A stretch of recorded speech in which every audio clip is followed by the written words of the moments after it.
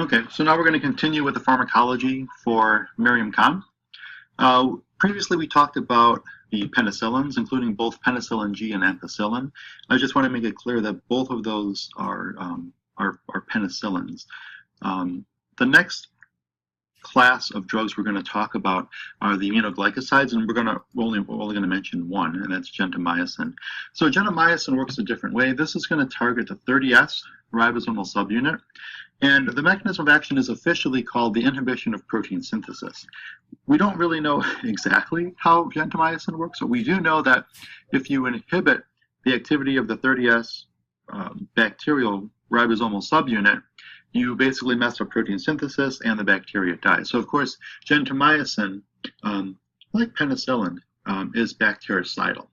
Okay, the side effects that you have to be aware of with gentamicin include both a nephrotoxicity and a neurotoxicity, and the neurotoxicity is associated with specifically hearing loss or ototoxicity. Things to remember about gentamicin in terms of their side effects, and step one boards like to talk about or like to ask questions about these.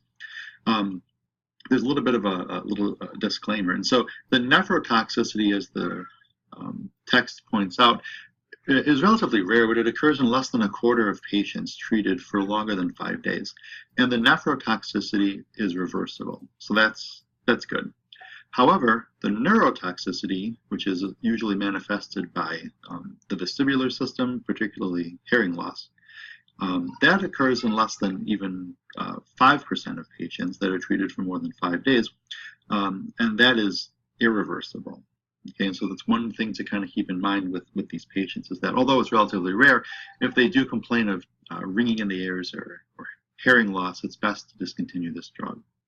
In terms of pharmacogenetics, we have identified a mitochondrial DNA point mutation, and so I don't know if they're screening yet for this, but at some point I would imagine this would be part of the standard kind of therapy for this particular drug, is to actually screen the patients to make sure they don't have the mutation, because those with the mutation are highly likely to develop the irreversible ototoxicity. Other side effects include hypertension, rash, itching, and so forth. Other terms or other things to remember in terms of gentamicin is, just like penicillin, patients with low kidney function, as evidenced by a low creatinine clearance, are going to need smaller doses and perhaps even therapeutic monitoring. And so the therapeutic monitoring portion comes in where the drug will be dosed at a specific time point, and then serum will be taken, and then they'll measure the amount of drug in the serum, and they'll basically kind of titre the specific dose based on that patient's renal clearance of that drug. And so you'll need that particular monitoring, because you really want to avoid both these neurotoxic and nephrotoxic side effects from even manifesting. So that was gentamicin. Most often you'll see, in terms of the therapeutic strategy, you'll see ampicillin combined with gentamicin. There hasn't officially been a clinical trial to my knowledge. The last time I looked this up, I didn't see one. But kind of the rule of thumb is that it's been done in the past, and the idea here is that you're going to use two different drugs that have two different mechanisms of action, ampicillin plus gentamicin, to essentially, target these bacteria that are producing this disease in two different ways, to basically cast a wider net. And so if they're both broad spectrum, you're increasing the amount of bacteria that you could possibly be treating. So often you'll see ampicillin and gentamicin combined for the treatment of this particular infection. And of course, once you determine what this infection is, you'll understand why maybe these two drugs were used in combination.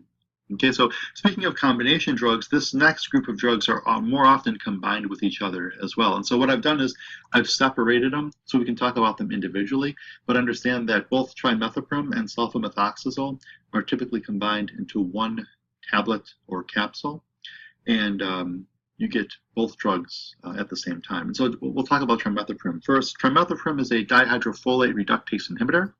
All right. So understand that bacteria can't use foreign sources of folate. They have to synthesize it themselves, and they have to synthesize it from these intermediaries. And so that chemical reaction is shown in the next slide or two.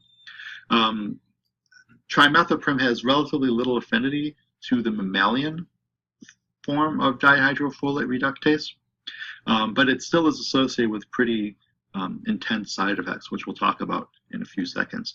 Trimethoprim is a broad spectrum, and when used by itself, it's bacteriostatic. And so this is in contrast to the other drugs that we've talked about, which have been bactericidal.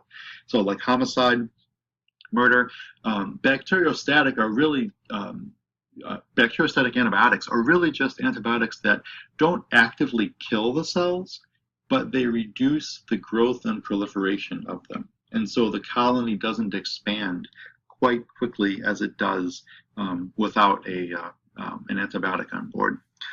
Trimethoprim is a weak base, so you can see it being used for urinary tract infections because these particular drugs can concentrate in both the vagina and the prostate, so in relatively acidic environments. So when you have something like a UTI that moves from the bladder to outside of the bladder to associated organs, a drug like trimethoprim would be a good pick.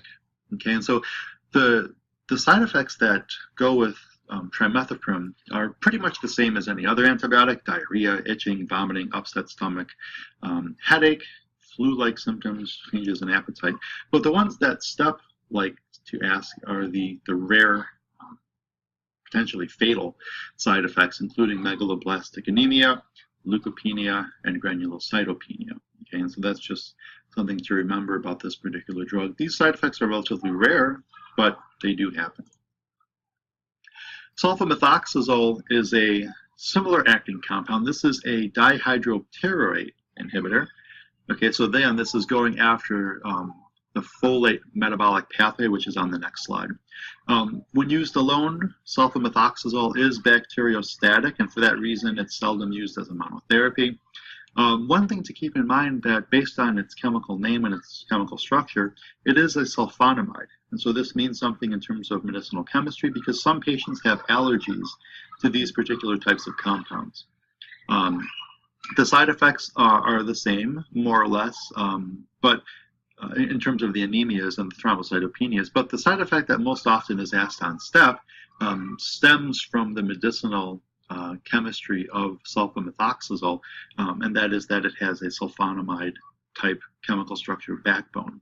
And so that's usually associated with allergic reactions. So that's one thing to keep in mind. We'll talk about other drugs that have sulfonamide structures, diuretic agents, some of the drugs for diabetes, and a few other antibiotics are all sulfonamides. And so that's kind of the same side effect profile in terms of the potential for allergies.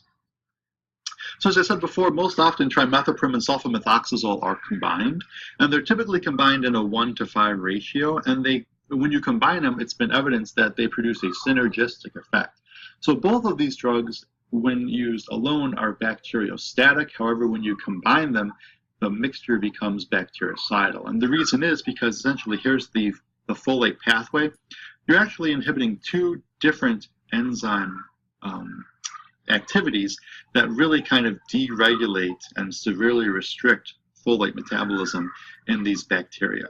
And so the side effect profile, when you combine them, are pretty much the same because there's a lot of overlap.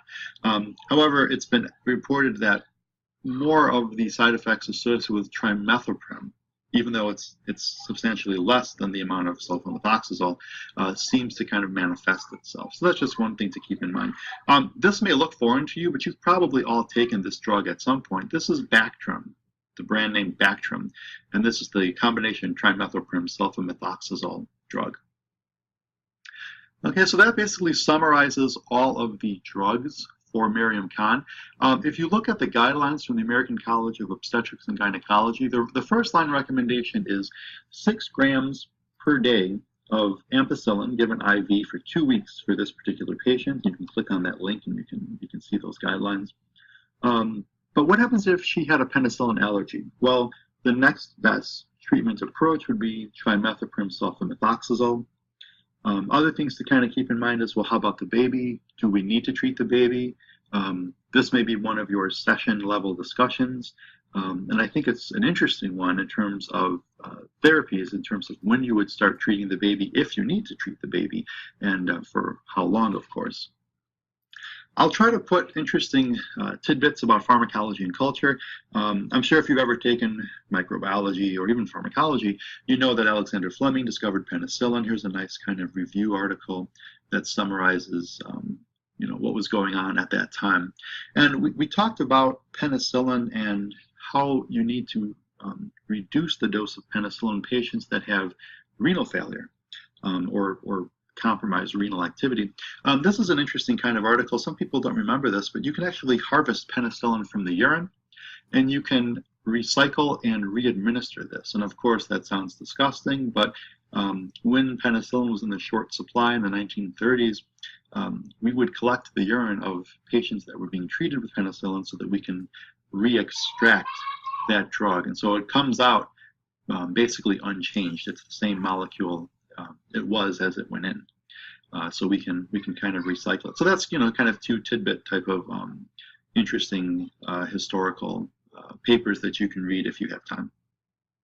And of course, there's the references for this particular paper or project. So that's it for the pharmacology for Miriam Khan.